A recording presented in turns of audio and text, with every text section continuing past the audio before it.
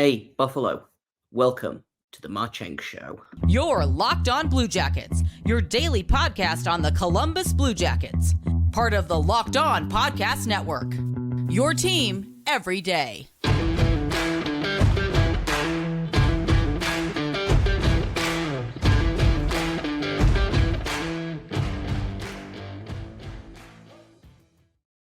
Hello and welcome to Locked On Blue Jackets, part of the Locked On Podcast Network, your team every day. I am, as always, your host, Jay Foster. No Hayden today. He is gallivanting around New York, having fun, being on vacation, but I'm here to give you the good, the bad, and the ugly about your favorite team and mine, the Columbus Blue Jackets, and they actually are my favorite team at the minute, because guess what? They didn't blow a 5-goal lead. They didn't blow the third period. They stepped on the neck of the Buffalo Sabres and they twisted the knife. And I'm mixing my metaphors here, but that was a great game. Like, that was a really fun game. And I wasn't even ruined by the fact that the Blue Jackets gave up, what was it, 3 goals in the third period? Don't care, because they scored 9 whole goals, and I'm proud of them. Before we get into the game, I want to thank everyone for making this your first listen of the day every day. We are free and available on all podcast platforms. You can find us on YouTube and you can find us on SiriusXM. I also have to let you know that today's episode is brought to you by FanDuel. Make every moment more, because right now new customers are going to get $150 in bonus bets with any winning $5 moneyline bet. It's $150 if your team wins. Visit FanDuel.com/locked-on to get started. I didn't put money on the Blue Jackets winning this game, but maybe I should have, because it didn't start great. Danil Tarasov allowing a goal 30 seconds in on what was, I believe, the first shot of the game for either goalie. But then after that, the Blue Jackets scored, 5, 6 unanswered goals? And just a real solid game from the Blue Jackets. They outshot the Sabres. Danil Tarasov still a little bit shaky, 4 goals on 29 shots, but hey, sometimes the Blue Jackets outscore their problems. Not often, but sometimes. Love to see Johnny Gaudreau get a goal. Love to see Adam Fantilli get a goal. Kirill Marchenko with a natural hat trick in like 8 minutes of game time after extremely funny instance where he scored a goal, the goalie got pulled, and then apparently Kirill Marchenko was like, I don't care who's in net, I'll score on anyone, I'll score on your dad. And he scored again 18 seconds later on the new goalie. Erica Branson with a goal. That's his 3rd goal of the season. He's currently on pace for like 30 points, which is very funny. He's got 10 points on the season right now. Or 11 points, on the season right now, unless he had another assist. No, so 11 points on the season, 3 goals, 8 assists. His career high is 17. So he's 6 points away, and he still has like 50 games left. Obviously, left the game after blocking a shot. Hopefully it's not broken, is what I'll say about that, because I feel like the Blue Jackets have seen so many blocked shot, broken foot, ankle, whatever injuries. And honestly, Erica Branson's not playing terribly at the minute, so like it would suck if he was injured and had to, miss a significant amount of time. But it's all about Marchenko. Not this episode, I want to talk about some other people as well, but like this segment, like Kirill Marchenko had a really slow start to the season. So if I could just pull up the game logs. So he didn't score his first goal until November 2nd against Tampa Bay. He had 3 assists in the first 2 games and then went pointless in 5 games. I believe was a healthy scratch after that, and then went on a 5-game point streak, and then very recently has just decided, actually, I'm going to have a bunch of goals, and he's on 13 goals on the season right now. 21 points in total, which I believe is only 5 off his season high, if I can pull that up as well. 4 points off his career high. In his rookie season last year, he had 21 goals, 4 assists. Right now, he's on 13 goals and 8 assists. So he's already beaten last year's high for assists and is 8 goals away from his career high, which again is 21. So I'm not sure what he's on pace for. I could probably find out, but he just that Russian line is. I had some worries about it, or not worries. I had concerns isn't right either, but I questioned how good they were going to be defensively, excuse me. I thought they would be fine offensively, and they are. Obviously, Igor Chinikov just had his goal scoring streak snapped, I believe, at 4 games, but that's still very impressive. Marchenko on pace for 26 goals right now, but that's not counting tonight's 3-goal attempt. So hopefully that will be even more once NHL.com and Elite Prospects and everything updates all of their stuff, but he might be a 30-goal scorer for the Blue Jackets this season, and that would be really, really good news for the Blue Jackets because they haven't had a 30-goal scorer in a minute. It might even have been 2-3 seasons since they last had a 30-goal scorer. I'm going to look this up, actually. Last season, Boone Jenner had the high with 26. The season before, Bjorkstrand had the high with 28. Going all the way back to the 2020 season, the high was 18 with Bjorkstrand. The 2019-2020 season, which got cut short due to COVID, again, Alfie Bjorkstrand led the team with 21 goals. Cam Atkinson had 41 goals in the 2018-19 season. That's the last time a Blue Jackets player had more than 30 goals. And Marchenko might hit that if he keeps scoring like this and if he keeps playing on that line with Voronkov and Chinikov, who have again somehow turned into the best line for the Blue Jackets. I think other players had really, really good games, but that line is just, it feels dangerous every single time they're on the ice, and it's a little bit kind of chaotic. And it's a little bit, I don't know who's going to allow more scoring chances because I still don't know that they're like amazing defensively. Marchenko is all goal scoring. So is Chinikov. Voronkov kind of sits in between those two guys and kind of stabilizes that line and is passing the puck, which is again really, really great, really, really fun. Pulling up the forward lines for tonight's game.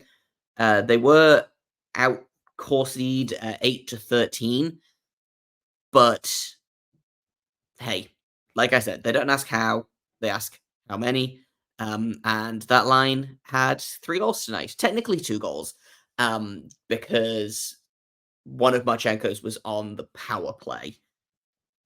So that doesn't technically count as a goal for that line, but I'm counting it because I would like to. I don't know. I'm just having a lot of fun watching that line. Hopefully they keep it up. Do I think it's sustainable that they're shooting at like this higher percentage? Probably not, but it's a good line. It's a solid line. Again, I am continually eating my words on Dmitry Voronkov, who has kind of hit a little bit of a slump at the minute. Didn't record a point in this game, I don't think, but is still a decent pivot between the two quote-unquote snipers for this line. If the Blue Jackets can figure out any other line then suddenly this team looks extremely dangerous. And I think they might be in the process of figuring out what that line is. And I'll tell you what that line is in just a second. The weather is getting colder, but the NFL offers are staying hot on FanDuel. Right now, new customers are going to get $150 in bonus bets with any winning $5 moneyline bet. That is $150 if your team wins. If you've been thinking about joining FanDuel, there's no better time to get in on the action. Literally, all you have to do is go and find the heaviest favorite you can. Put $5 on that money line bet, and if they win, you will get $150 in bonus bets that you can use on spreads, player props, over-unders, and more. Visit FanDuel.com/locked-on. Kick off the NFL season, or continue kicking off the NFL season, because there's, 4 games left per team, I think. Once again, FanDuel.com/locked-on. FanDuel, official partner of the NFL. Welcome back to Locked On Blue Jackets. Thank you for making us your first listen every day.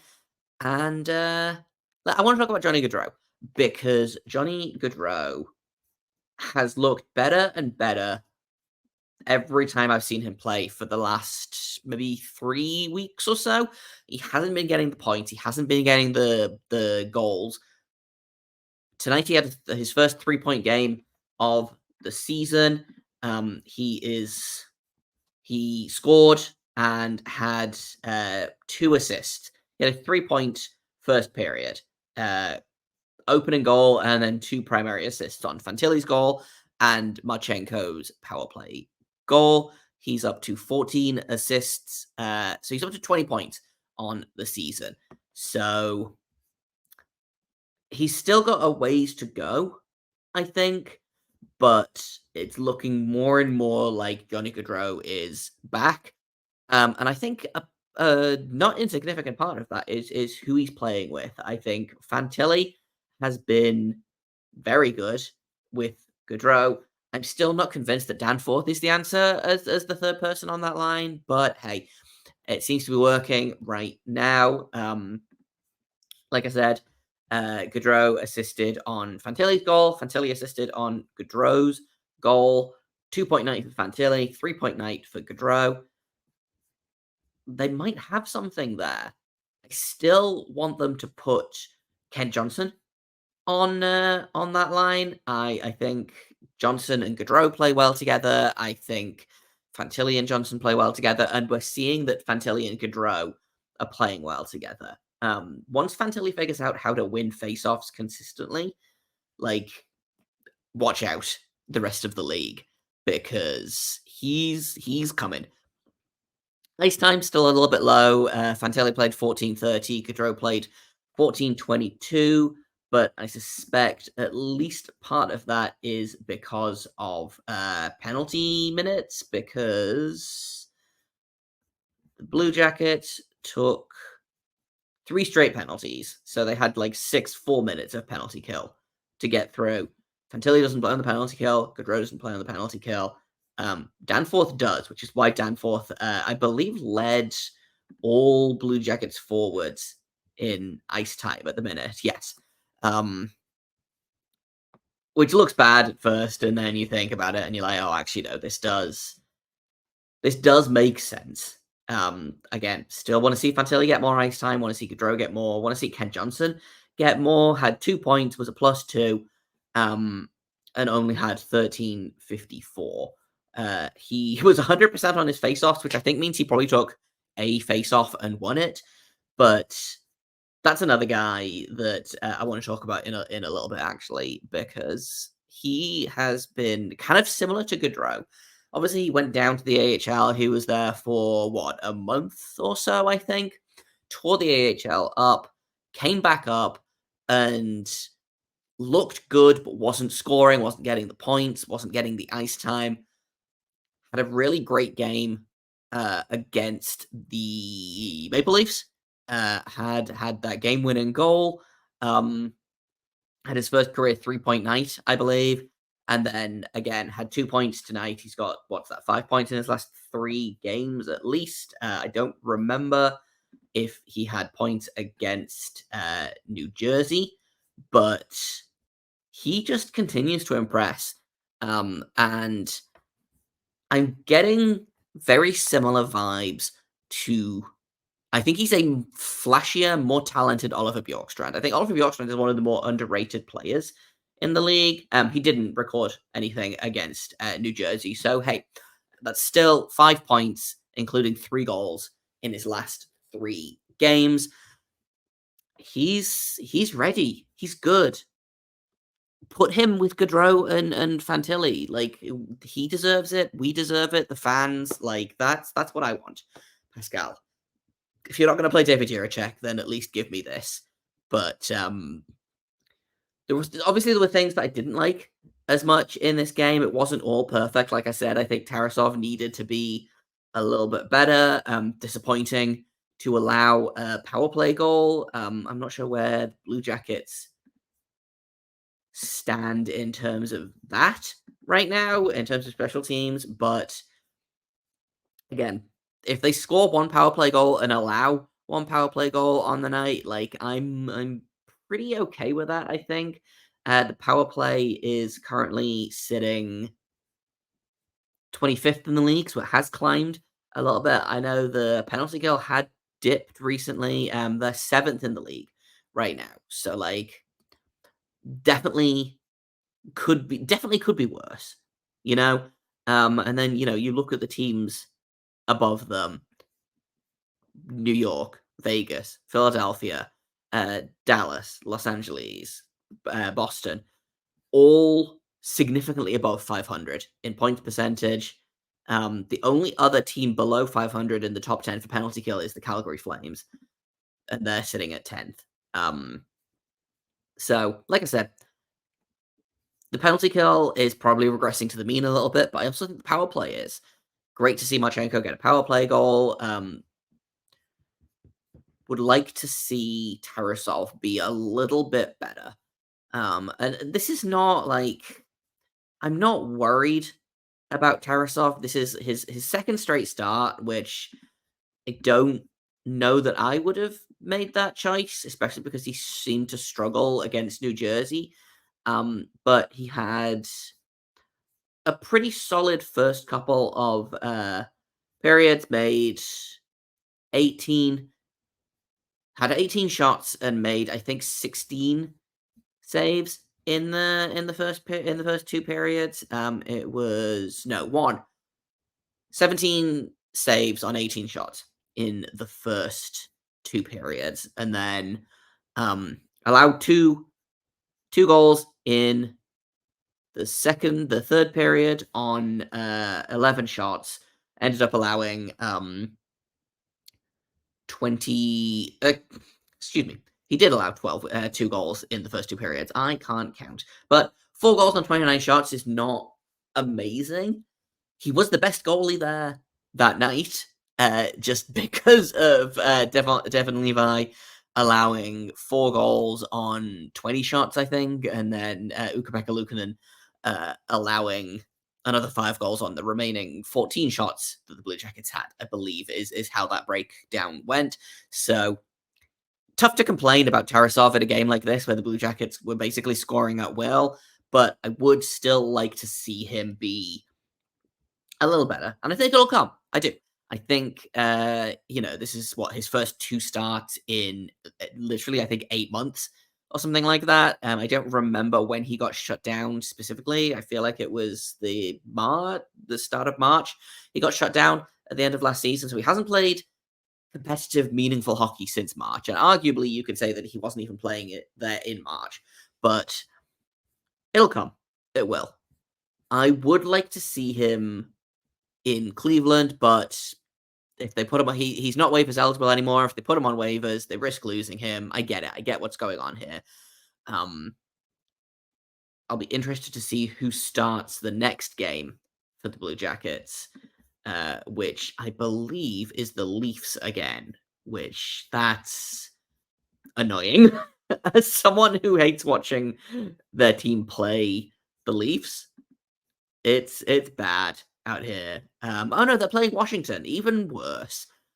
So Thursday, December 21st, Columbus is playing Washington at Nationwide Arena, I believe.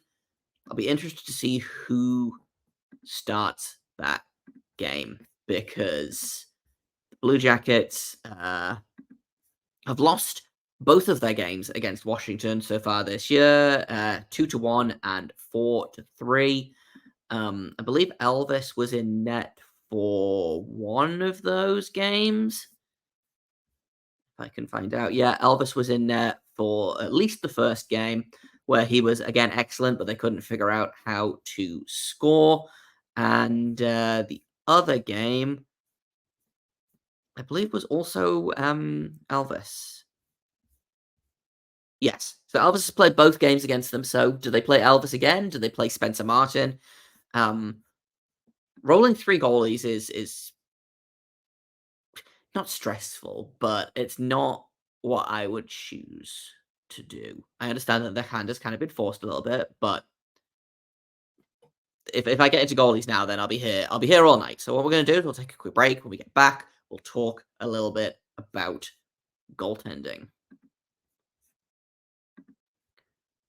First off, I'm going to tell you guys about Sleeper, because Kirill Marchenko could score 50 goals. The Blue Jackets could hoist the Stanley Cup, and you could win big by playing daily fantasy hockey on Sleeper, the official daily fantasy app of the Locked On NHL Network. Sleeper is our number one choice for daily fantasy sports, and especially daily fantasy hockey, because with Sleeper, you can win 100 times your cash in daily fantasy hockey contests.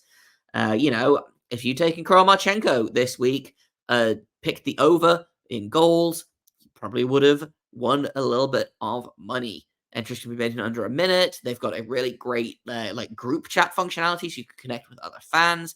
All you have to do is pick whether guys like Marchenko, Gaudreau, Fantilli will record more or less than their sleeper projections for things like goals, assists, saves, plus minus, and more in a given game.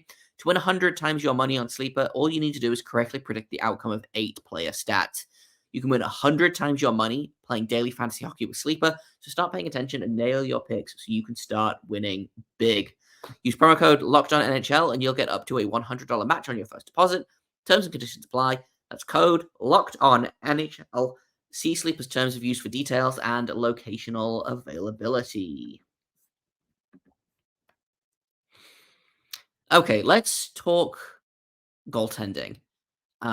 Because I don't know how long they're going to be able to roll 3 goalies like this, because Elvis is playing well. Spencer Martin has kind of flagged a little bit since that kind of hot start that he had. Tarasov is a young, developing goalie. Ideally, you want all 3 of them to be playing, but you don't want to risk losing Tarasov on waivers. You don't want to risk losing Martin on waivers. A lot of people are making noise about trading Elvis and rolling Tarasov and Martin as your 2 goalies. I don't see that happening. The Blue Jackets aren't going to be able to trade Merzlikins, I don't think, unless they take an equally debilitating goalie contract back. Because, a lot of people are like, hey, send him to Edmonton. Well, Edmonton's going to want to send Jack Campbell back the other way. Send him to, I don't know, send him to New Jersey. Well, Vanacek's probably going to come back the other way. Vanacek's contract is not as bad as Jack Campbell's, but you see where I'm coming with this. You can't trade Elvis and roll those 2 goalies because they're going to send a goalie back unless, Jarek Glennon manages to work some kind of magic. So, for better or worse, you're stuck with 3 goalies at the minute. And I don't know if they're trying to see what they have in Tarasov before they move Martin. I don't know if their plan is to try and sneak Tarasov through waivers at some point, or sneak Martin through waivers. I don't know if the plan is to trade Elvis, which I think a lot of people wanted that at the start of the season. I think some people still want that now, despite the fact that he has been far and away their best goalie. He was excellent. Not excellent. He was very good against Toronto, despite the fact that the team decided that they didn't want to win that game. He's been great this season. Considering what they got from Elvis last season, right now he's got a .909 save percentage and a 3.19 goals against average. I don't know what more you want from a guy like Merzlikins, who was statistically the worst goalie in the league last season. He is leaps and bounds better than he was, and I'm fascinated by why that is. Is it a confidence thing? Is it a defensive thing? My guess would not be defense, just because all of the fancy stats say that the Blue Jackets have kind of been horrendous defensively. They've been pretty good offensively, and the goaltending has been good, which means that the reason they're losing games must be the defense. But is it the new goaltending coach? Is it Nicholas Backstrom? Is that what's causing this, resurgence of Elvis? But point still stands. Elvis has been the best goalie for the Blue Jackets, unless you count Jet Greaves, who went 1-1, made 71 of 76 saves, and only allowed 5 goals in his 2 starts for the Blue Jackets. Not last week, but the week before, when he was up on emergency.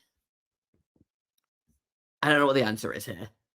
Like, of the goalies that the Blue Jackets have, I probably would choose to move Spencer Martin, but I understand that they probably don't want to move him until they know what they've got with Tarasov. Is Tarasov healthy? Has he still got it? Can he be an NHL goalie in this league? And I think he can.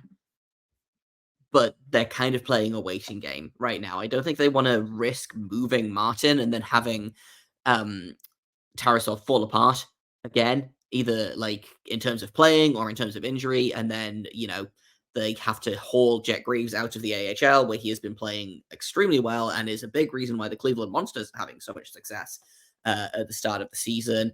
There's just a lot of moving parts for the goalies in Columbus right now, and I'm not sure that there is an answer, but I'm pretty sure the answer, like for me anyway, the answer probably would not have been play Tarasov tonight. I would have probably played Elvis tonight, because Elvis, I believe, didn't even dress against New Jersey. I believe it was Tarasov being backed up by Martin today. Tarasov, or yesterday, I guess technically, when you're listening to this / watching this, it was Tarasov backed up by Elvis against Buffalo. So I'll be interested to see who plays and who dresses against Washington. Like, theoretically, it should be Elvis backed up by Martin, or Martin backed up by Elvis. I would like to think it's probably going to be Elvis, but I just don't know. Overall, great game. A lot of fun. Had a lot of fun watching that game. And if the Blue Jackets aren't going to compete for the playoffs this season, the least they can do, in my opinion, is be fun. And that's what they were. They were fun. I enjoyed that game. A little bit stressful, but they didn't blow a 5-goal lead and force me to watch overtime again. So, hey, baby steps. There's a silver lining everywhere.